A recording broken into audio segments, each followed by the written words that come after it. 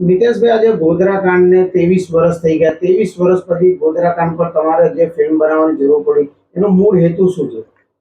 નમસ્કાર મિત્રો, હું છું મિતેશ ભાવસર અને વડોદરાનો રહેવાસી છું.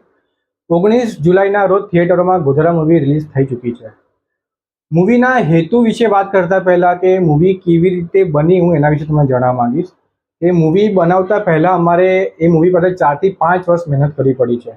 આ મૂવીમાં ખુદ હું એ રાઇટર અને આસિસ્ટન્ટ ડિરેક્ટરનો રોલ ભજવ્યો છે અને એક નાનકડો રોલ પણ મેં કર્યો છે જે મુસ્લિમનો છે.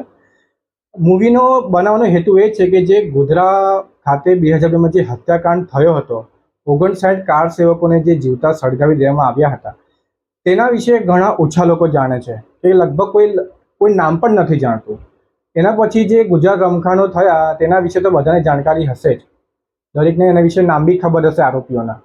પણ જે 59 કાર સેવકો છે જે શહીદ થઈ ગયા, તેમના એક શ્રદ્ધાંજલિ આપવાના રૂપે અમે આ મૂવીને થિયેટરમાં રજૂ કરવાનો પ્રયત્ન કર્યો છે.